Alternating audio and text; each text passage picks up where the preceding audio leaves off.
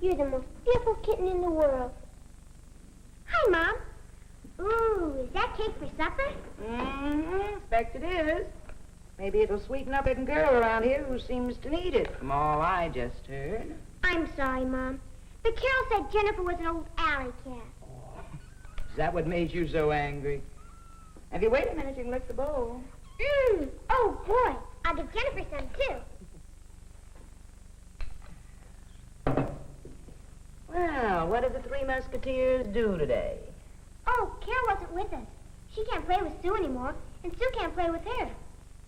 They can't? Why not? Oh, I don't know. It was something that Sue did to Carol or Carol did to Sue. I forget which. Anyway, they told their mothers about it, and they got into a fight. Now Sue and Carol can't play together. And I don't know what to do. If I play with Sue, Carol gets mad. And then if I play with Carol, Sue gets mad. I wish they'd make up. Well, they both came to your birthday party. Oh, that was before their mothers found out what happened and said all those things. No, let's not repeat gossip. Incidentally, we've never gotten around to exchanging the blouses the girls gave you. They were both a little too small, remember? Mom, can I exchange them all by myself? You said I was getting big enough to do my own shopping now. Can't I, please? All right, dear. Be a good experience for you. Let's see now. How about going down Tuesday after school? The stores won't be so crowded then. Hmm? Oh, boy, Mom. That'll be fun. And I'll pick out some real nice ones, too. You'll see. I'll go ask Carol if she wants to come, too, okay? Mm-hmm. Come on, Jennifer.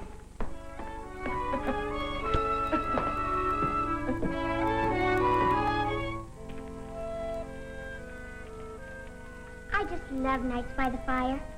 Especially when we talk about things Daddy reads from the Bible. Well, let's see now. Where did I leave off last time, Molly? Do you remember? Oh, I know. It was about the things Jesus said on the mountain. You said you'd explain that part about an eye for an eye and a tooth for a tooth. Yes. Here we are. You have heard that it was said, an eye for an eye and a tooth for a tooth. But I say to you, do not resist one who is evil. But if anyone strikes you on the right cheek, turn to him the other also. I still don't think that's fair. Well, strike means hit, doesn't it? Well, then it says, if someone socks me right here, I should turn my head and let them hit me here, too. Jesus didn't mean that, did he? Let me try to help you understand, honey. Let's say that Carol, now I know she wouldn't do it, but let's just pretend. Let's say that Carol, for no reason at all, pulled Jennifer's tail. What would you do? I'd be mad. I don't know what I'd do. Maybe I'd pull her hair. Or get even some way. Well, suppose you did get even. Suppose you hit her, and then she hit you back. There'd be a big battle, and you'd come home crying. You'd say you hated her, and never going to play with her again. Well, I'd probably feel that way. Carol was mean to Jennifer. But according to Jesus, it wouldn't be right. Now, would it? Now, let's go back over our story. We're pretending and change it just a little. Let's say that Carol pulled Jennifer's tail, and you were so mad that you hit Carol. But here's where we change the story. Instead of Carol hitting you back, we'll have her just stand there with tears in her eyes. Now, think just a minute before you answer. What would you do if you saw her crying? Hit her again? No, I don't think I would. Because I don't like to see anybody cry. Jesus knew that if we turned the other cheek, we'd be living according to the law of love. We'd be doing the right thing. And by our example, teaching others to do the right thing, too. But what if it doesn't work? Turning the other cheek. There are some things we do just because we believe in them. And because we want to live God's way, no matter what others do. Besides, hitting back doesn't solve anything. It only leads to more hard feelings and resentment. But when you turn the other cheek, you're loving back instead of hitting back.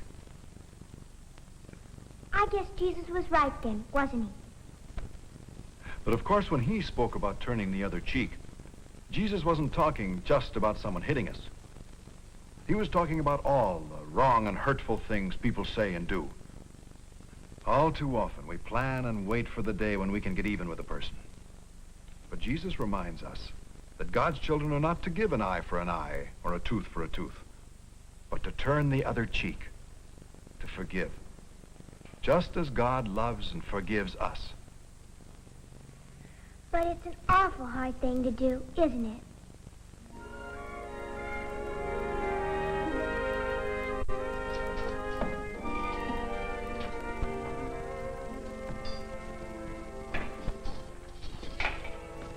You stay out of there, Ben Hanson. That drill isn't done yet. Just testing, ma'am. When do you expect Molly back? She'll be along any minute now. Stores close at 6. She can't stay much later. No, those girls are like the Three Musketeers. There's only 2 musketeers now. I'm afraid there's been a parting of the ways. Oh, what happened? Somebody pulled somebody's hair? A little more than that, I guess. Sort of a misunderstanding. Seems Sue did something to Carol, or Carol did something to Sue. Nobody seems to remember just exactly what. Anyway, their mothers got into a misunderstanding over it. Now they've forbidden the girls to play with each other. Sort of puts Molly in an awkward position. Now, if that isn't silly. I'm glad you've got more sense than to get mixed up in Molly's squabbles. Well, it doesn't pay, Ben. Children are quick to anger, but just as quick to forgive. Grown-ups are apt to brood over a situation, build it up in their minds. They don't seem to know how to forgive and forget.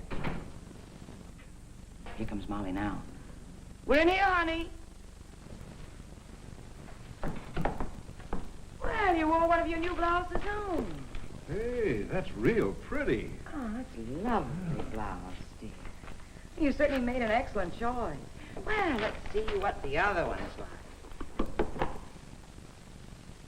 What's the matter, dear? Couldn't you exchange Sue's blouse? What is it, Molly? Darling, what's wrong? I did something awful. Well, hadn't you better tell us about it? I stopped at Sue's house, just like Mom told me to do, to find out where she bought the blouse. Carol waited at the side of the house, so Sue wouldn't see her and get mad because we were going downtown together. And so Sue's mother wouldn't see her. But Mrs. Allen must have watched us coming down the sidewalk because she came to the door, and she was real mad. She said that hiding Carol was a sneaky thing to do, and that I shouldn't desert Sue all the time to be with Carol. She said I wouldn't have any friends if I kept acting that way. Then I got mad, too. And talked back. Oh, Molly, you didn't. You know better than that. Honey, what did you say to her? I told her I wasn't being sneaky, and that Sue wouldn't have any friends either. It would be her fault for not letting us all play together. Then I left. Didn't even ask about blouse. Oh, darling. Oh, I'm sorry this had to happen. I know it must have spoiled your shopping trip. I almost feel like calling Sue's mother and telling her she shouldn't treat you that way. Only, it would only make things worse. Yes. There's been enough bitterness around here. Honey, you remember what we talked about last night? Well, I think that it's time we turned the other cheek. Why don't you call Mrs. Allen and apologize? Oh, Daddy, I couldn't do that. She'd start bawling me out again. I don't think she would. Mrs. Allen's really a very nice person. But parents sometimes forget and lose their tempers when children are involved. Now, you go and call her and apologize. It'll make you feel better. Mrs. Allen will probably apologize right back. Daddy's right, honey. It's the thing to do. Since you really are sorry, why not tell her so, hmm?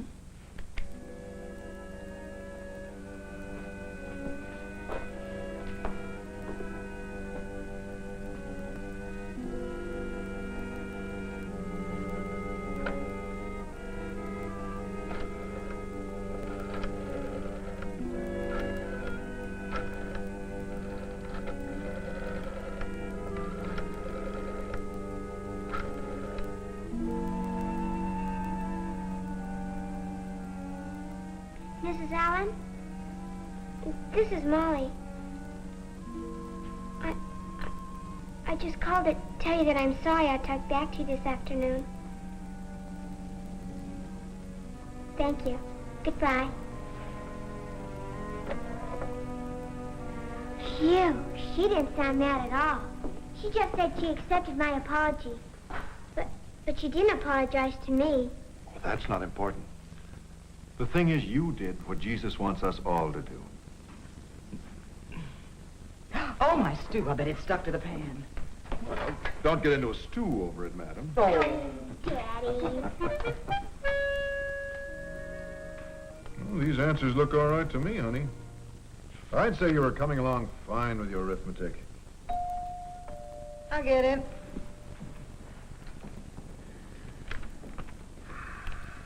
Why, Joanne, how nice. Come on in. It's Mrs. Allen, Sue's mother. Wonderful seeing you again, Joanne. How are you, Mrs. Allen? I'm fine, thanks. But pretty ashamed of myself. I've been awfully foolish.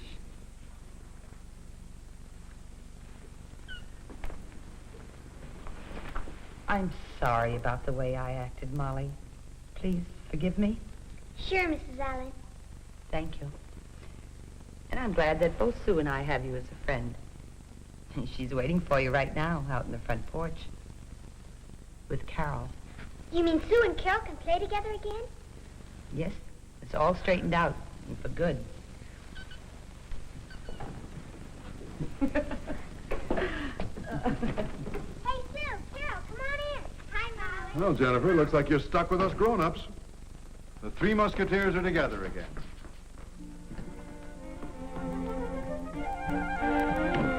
Look, I'm sure glad things worked out like they did. Me too. Now we can all play together again. I'll say. You want to see my new blouse, Sue?